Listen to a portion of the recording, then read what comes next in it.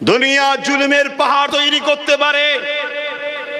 আমরা নিজেরা দেখছি দুনিয়া স্কিম ফাইলের নামে পৃথিবীর দাদারা আজ ছোট্ট ছোট্ট 4-5 বছরের বাচ্চাদেরকে শারীরিক নির্যাতন করছে, তাদেরকে পরবর্তীতে বিভিন্ন মেশিনে ফেলে তাদের স্যুপ তৈরি করে মানুষের স্যুপ খাচ্ছে। ওটা দেখা, ওটা দেখে চুপ থাকা এটা ইমানদারের কাজ হতে পারে না।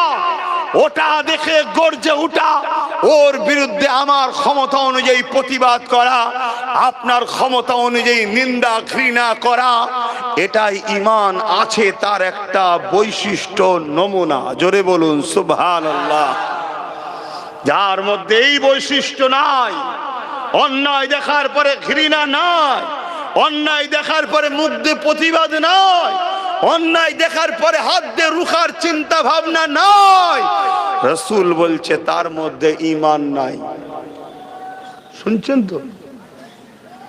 জানাজা তো হাজারো হচ্ছে রে বাবা, খাটিয়া তো কাঁধে করে লাখো মুসলমানের যাচ্ছে, লোক তো জড়ো হচ্ছে। কবরে ঢুকে কি হালে আছে কেউ দেখতে পাচ্ছে? যার মধ্যে এই প্রতিভা নয়, জুলুম দেখার পরে হয় অন্তর থেকে ঘৃণা প্রকাশ করা, ঘৃণা পোষণ করা, না হয় মুখ দিয়ে প্রতিবাদ, না হয় হাত দিয়ে রুখে দেওয়ার চিন্তা ভাবনা যার মধ্যে নাই, রাসূল বলছে তার মধ্যে ঈমান নাই। মুসলিম শরীফের হাদিস, বুখারীর পরে যে কিতাবের মর্যাদা, কেউ যদি হেও করে দেয় সঙ্গে সঙ্গে সে ইসলাম থেকে বেরিয়ে কাফের হয়ে যাবে, কারণ নবীর হাদিস এটা। শুনছেন?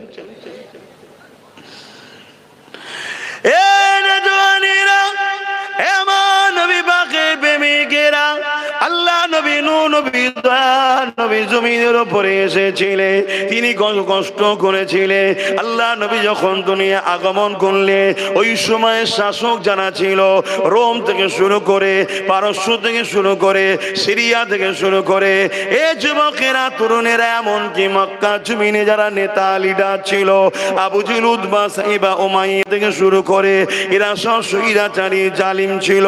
এরা গরিবদেরকে লুটতো, এরা নারীদের দেহ শোষণ করত, এদের লাঠিয়াল বাহিনীরা নারীদেরকে ভোগের পাত্রী বানিয়ে দিয়েছিল, এবং এরা এমন সিস্টেম করে দিয়েছিল নারীদের কোনো মর্যাদা ছিল না, তাদেরকে জেন্ত পুঁতে দেয়া হতো।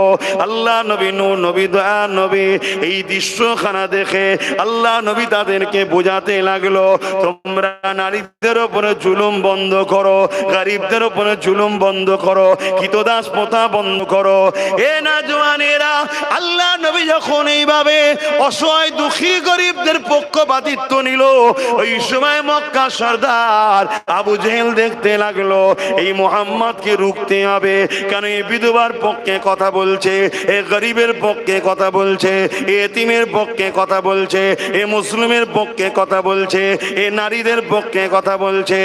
একে যদি রুখা না যায়, আস্তে আস্তে এর দিকে লোকের পাল্লা যদি ভারী হয়ে যায়, তাহলে আমাদের জুলুমের সাম্রাজ্য খানা মিটে যাবে।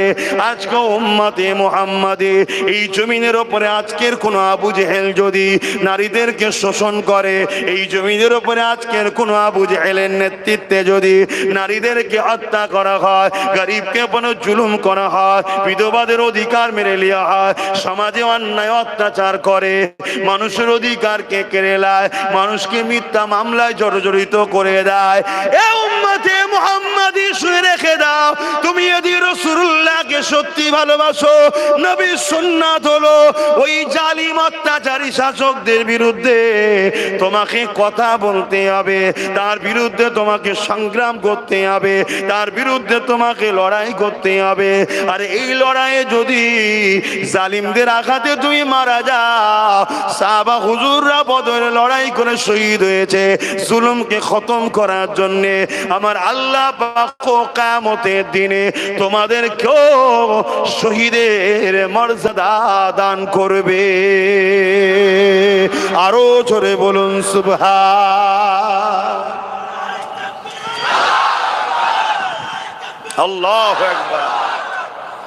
আর যদি তুমি বিজয় হও, গাজী হও, তাহলে তুমি দুনিয়ায় সম্মানের জায়গা পাবে, সমাজকে পরিচালনা করার দায়িত্ব তো তুমিই পাবে। এর নাম ইসলাম। শুনছেন আমি কি ওয়াজ করছি? হ্যাঁ, এই রুহে জমিনের উপরে, আসমানের নিচে কেউ যদি থাকো, কোন মুফতি, মাওলানা, হযরত, শেখ, আমির, পীর, পীরজাদা, আব্বাস সিদ্দিক ইসলামের বাইরে গিয়ে কথা বলছে, চ্যালেঞ্জ করছি, আসো, জালিমদের পক্ষপাতিত্ব নিয়ে আসো, আমি তোমার সঙ্গে মোকাবেলা করতে রাজি আছি কিতাব দ্বারা। আজান হচ্ছে? আচ্ছা, আজানটা হয়ে যায়, যে যেভাবে আছেন বসুন, আজান হয়ে যায়।